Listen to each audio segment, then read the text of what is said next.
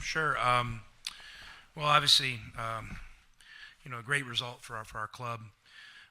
Coming here was a special trip. I've never been here before, and just the amount of respect I have, for UConn basketball over the years. I mean, literally they've dominated the sport. I'm in my 27th or 28th year, and they've always been in the mix. And when I was at Gonzaga all those years, we had, I think it was like 3 overtime games in a row with them, some crazy deal like that, and it was just so cool to be a part of that. And I appreciate Danny, for being up for this. I know scheduling's tough, and I have a ton of respect for him and the program, and we also got a good hop today. With Reed out of the game, I mean, we're not going to say it doesn't change things. We know that changes things, and but if you get a good hop, field it in turn 2, and our guys found a way to do that, and so I'm really proud of our team. A ton of credit, great atmosphere.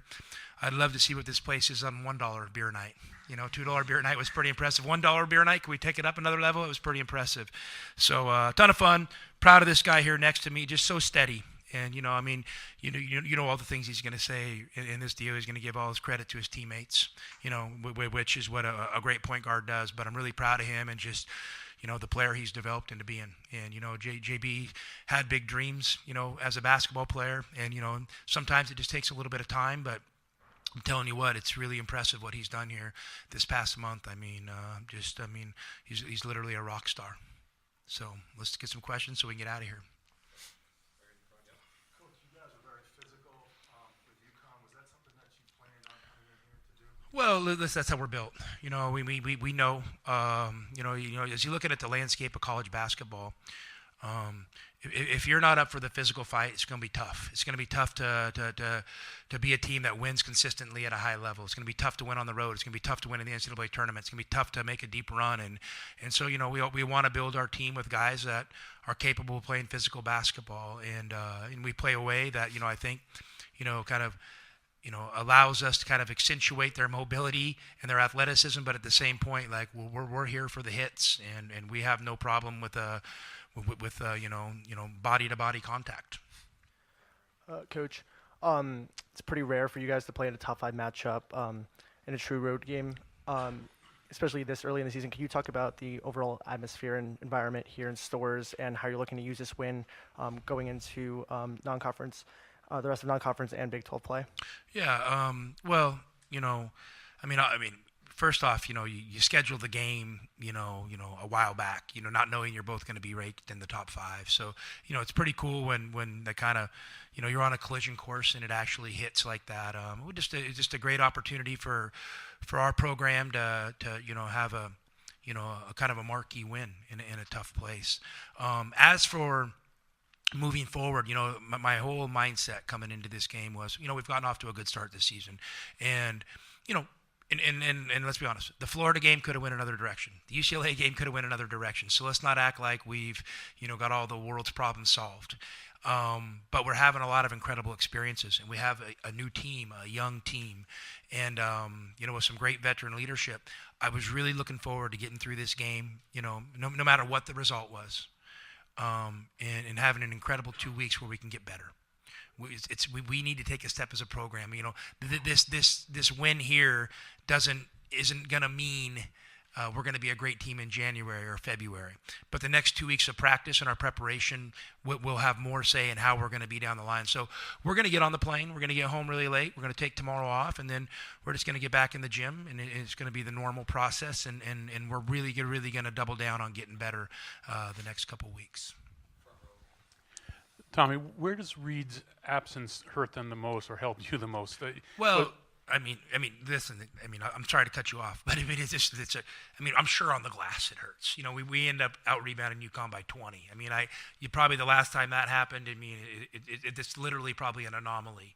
We really wanted to lock in on the glass, and we had some certain shots we wanted to force them to shoot, and we hoped if they missed, there would be some shorter rebounds, and we could kind of, use our size and our athleticism to and activity to kind of corral those rebounds. But that, and then he's also a guy that can play through on the block. So when you can play through somebody on a block, it creates foul pressure.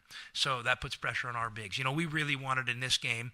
We probably look back at it. We probably could have even done a better job of going at Caravan inside, going at Rebe inside, and we were going to go at Reed inside. We're going to try, and just because I think that foul pressure, really impacts the game. And we were going to give it a good look, and it was a physical game. I mean, the referees, I thought, did a good job for both teams. I mean, it was as high ranked as official crews you can get, and You really seem to key on Caravan defensively. Is that in part? well, you have to against these guys, and and to be honest with you, what Danny and his staff have done with their offense is really, kind of revolutionized the game. But I don't think anybody else has been able to kind of mimic it yet. I mean, it's just a massive amount of movement. And it's actions layered on top of actions, and there's actually a rhyme and a reason and an organization to it that it's like a Rubik's cube. I haven't figured it out. But the one thing I did figure out is number 1 and number 11 are really important in that. So we got to do a great job staying on their bodies. That's why we decided to go to a non-switching plan. Where a lot of teams would maybe look at that and say, we want to switch. We were like, we want to stay on their body. We want to top lock when we can. We want to make their catches tough. We want to let them know that every time they get a screen, there's a good chance we're going to be fighting through it with them. And just kind of take our chances with that. We had worked on a plan B of switching some of that stuff, but our plan A was to fight our asses off and get through it. Tommy, I mean, Jaden took over late against Florida, took over late against UCLA. Obviously had the basket to put you guys up 3 late today. How comfortable and confident does it make you to have him, with the ball in his hands late in the game? Well, extremely. I mean, you guys probably need to start asking him some questions. I'm talking too much. So next question's for him. Thanks, Matt. Okay, good effort making it. I heard you weren't coming. Okay. Yeah, I mean, when you have a point guard who is selfless and also a baller and who has big enough cojones to take and make those shots at the end of a game, it's pretty special.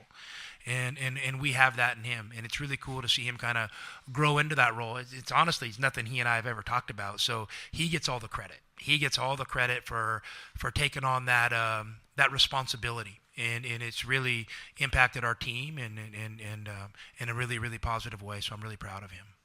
Jaden, how have you grown over the past few years? I'm just going to springboard off of what Jeff just asked Tommy.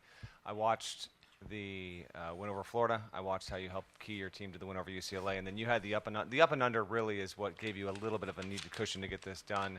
Can you just articulate for us the kind of mindset and confidence that you have in these kind of games, in this environment? I mean, you heard how loud Gamble was. Where do you draw that confidence from, and how have you grown over the past few years to get it? I would just say trusting in my work, trusting in the coaches, putting me in great positions, and my teammates, making sure I'm doing what I'm supposed to do, on the court. Jaden, just following up on that kind of in a way, did that UCLA game carry over towards the end? I mean, the way you did it there, and then could you describe kind of that last drive that you had? What was that? What was intended for that play? You wound up burning off some time and then getting it in there for the layup.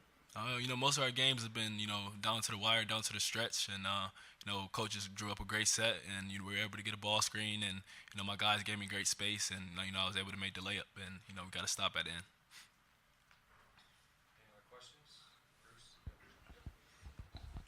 Well, Tommy, I know you don't necessarily talk about this, but except for last year, you always have a great record in November getting things together. What about this team is kind of like that, where it's just clicking so far, I mean, listen, we prepare to try to win every game, and we're fortunate that it's a lot of years it's worked out.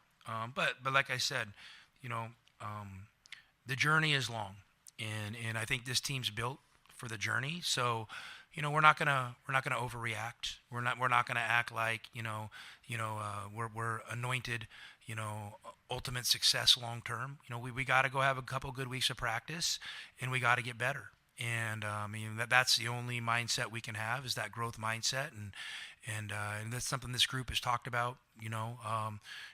For the past 3 or 4 months, as we've been kind of, identifying what we want our culture to look like and feel like.